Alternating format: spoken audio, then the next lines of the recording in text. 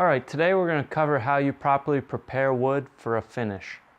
We'll go over equipment options that you'll use to prep wood, some sanding techniques and details on selecting grit size, as well as how you can remove dust, glue, and a variety of contaminants from your surface so that it's properly ready to receive a coating, whether that be a pigmented paint, stain, top coat, or just to leave it in its natural condition. So we'll kind of go over how you look at the wood and all the details, and let's go from there. So some of the tools that you have available to finish wood include a standard block and piece of sandpaper, and then you get into machines including a orbital sander, which is what we have here, a random orbital sander, or a belt sander. Some of the benefits and drawbacks of each. The random orbital sander tends to be the least likely to mark your surface or gouge it. A belt sander is by far the fastest of the three sanders, but it's very likely to gouge and can require a little more control, because if you end up going a little off flat or move the sander in the wrong direction, you'll end up gouging the wood. This orbital sander tends to have a little more likelihood than the random orbital sander to scratch the surface, but it is a common and popular option, and that's what we're going to be using today. And when it comes to sandpaper grit, sandpaper come in a variety of types as far as the material they're made out of and the grit. And generally speaking, the higher the number on the sandpaper, the finer grit that it is. And we usually want to start with the coarser grit paper to remove some of the large surface defects in your wood, and then we gradually move down to finer grits. With a mechanical sander like this machine here, you can typically skip different sizes, one size of grit. So if I went with an 80 grit, I could then jump to 120 grit. If you're manually sanding, you often will need to step down each grit size due to the efficiency of hand sanding versus using a mechanical tool like we have here. For wood, typically a garnet style sandpaper, which is a reddish tint, is usually a good choice and will work well with the majority of wood products. The products for the wood that we'll be dealing with today are oak and pine. So we'll kind of show you some of the ways you can look at the surface and determine defects, and then show you a couple different steps of prep, and then finish on another video so you can see what happens without proper preparation, from removing glues and dust to properly raising the grain, which is something we'll discuss shortly, to properly not sanding thoroughly enough. All right, so we'll go ahead and get started. Show you the wood first, and then we're going to show you kind of the first step of sanding. All right, so first we may want to know why sanding is so important, and how you can even tell if you're done a thorough enough job sanding. So we're going to start with my wood here that hasn't been sanded, and as you can see here, there's actually a significant line in my wood. Now, depending on what work you've done prior to getting ready for finishing, this could be worse than your board or better. It'll just depend, and also on the quality of the lumber.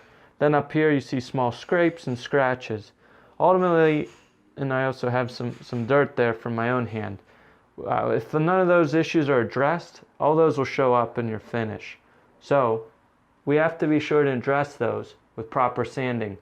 So what we'll do is we'll start with a low grit paper. In this case I'm going to use an 80, and then we'll move up slowly, stepping up to usually I'll stop around a 220 grit at the highest, but you may be able to get away with a lower grit. And we'll kind of show you the test I'm doing here, holding it at an angle to the light, or you can use a light held up to an angle, and looking for small defects is one great way to see if your board's ready for finish. So we'll go ahead and prep this wood. Alright, so you can see these scratches here. We're going to start with our coarse grit. A couple other things to mention about sanding. Typically much above 220 grit. If you go finer than that, all we're really doing is polishing the wood at that point.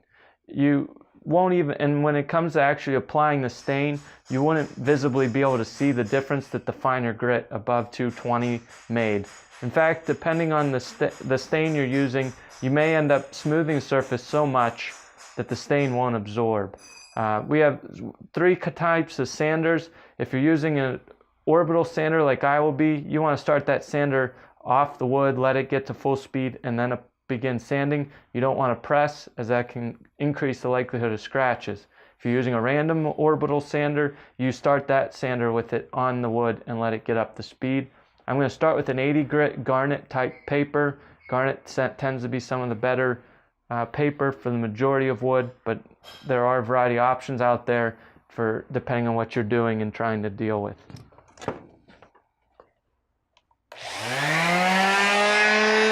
I'll go with the grain.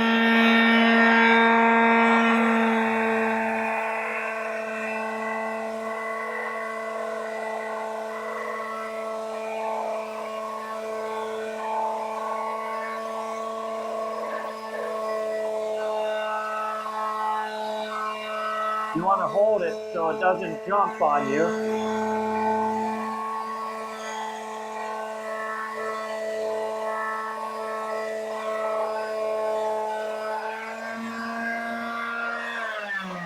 Now, if you look at the surface from where I was, although I still may have a little dust in there that's clouding my view, you can see most of my major scratches have been removed. So I can go ahead and move to the next grit stage to further smooth this out.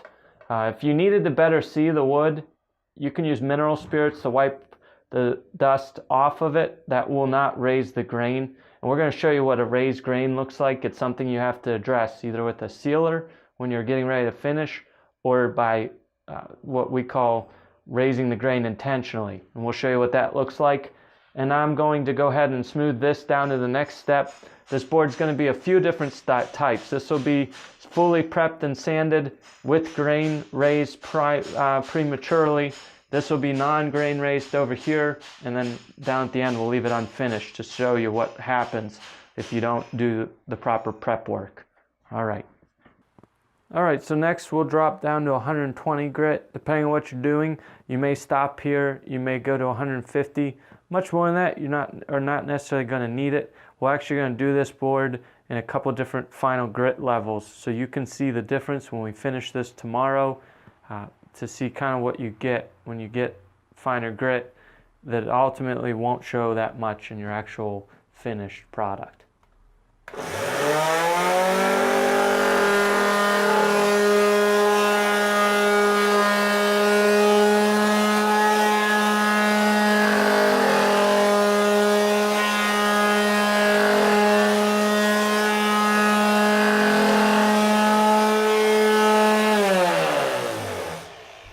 You don't want to use pressure with a orbital sander, and you do want to wear a dust mask while doing this so that you're safe from any sawdust that's flying.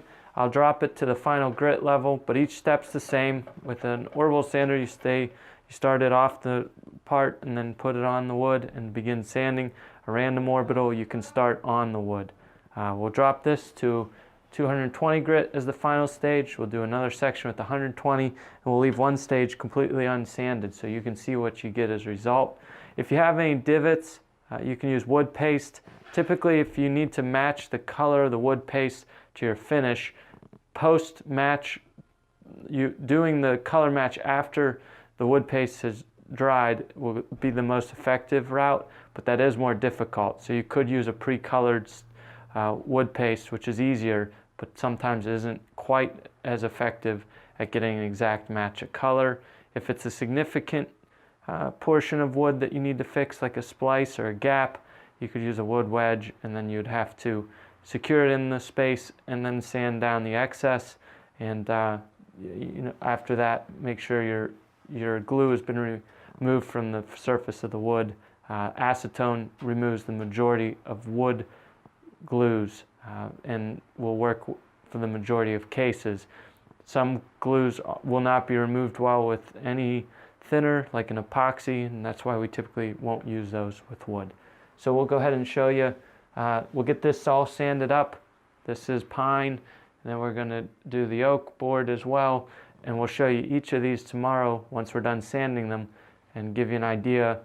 But for the most part, once you're at this grit, we now need to do what we call raising the grain and remove the remainder of the sawdust. So I'll go ahead and show you what raising the grain looks like now. Alright, so after we have our initial sanding down, if we plan on using a water-based finish or a finish that you know is hard to sand, we're going to want to potentially consider what's called raising the grain. And what this does is makes this water-based product that you'll apply to the wood this following day a lot easier to sand.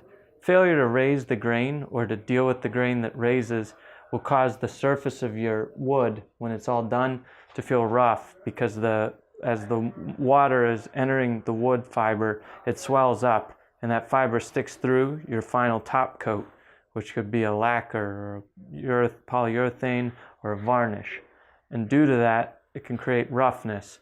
So to address that, we can either pre-wet the wood and then in about 24 hours or so sand it down to remove the raised grain.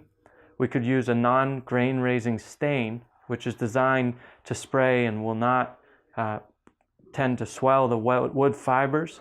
Or we can use a sanding sealer, which essentially is honestly just a regular top coat with the additional ingredient that allows for it to build a little thicker after you've applied your stain. You then, after applying the sealer, would go ahead and sand down what's there, so you get rid of the raised grain, and the sealer keeps the grain from raising any further upon subsequent coats. Either way, we have to deal with grain raising. So it's either pre-raising the grain with water and sanding down properly, using a non-grain raising stain, or using a sanding sealer that's applied after you have applied your stain, which locks the stain in and then can be sanded down to remove the raised grain, at which point you apply a top coat. If we're going to go to pre-raise the grain, it's just a bucket of water. That's all you need to do this. You want to make it pretty well puddled on the surface of the product, similar to the amount of material or water you plan to use when you actually go to paint this or coat this product the following day. So you just put the water on there and you'll let it absorb, and you do want to usually wait at least a few hours, ideally 12 to 24, so you can watch, and then as that occurs, the grain will raise, at which point I can come back tomorrow, sand it down. You typically want to use a fine grit paper, and potentially just one grit above where your final grit was that you did your sanding. And it's good to use a little bit of a dull paper. You don't want to take the grain down too far beyond where you started. Otherwise, when you go to coat this, you'll end up re-raising it. So we just want to knock off the slightest bit of the top of that grain that raises due to the swelling that's occurring in the fibers. So that's how you would pre-raise a grain, and we'll show you kind of the finish options here tomorrow with a sanding sealer, pre-raised grain, and then a completely untouched wood over here that hasn't been properly prepped through sanding or sealing, and just show you what happens with each.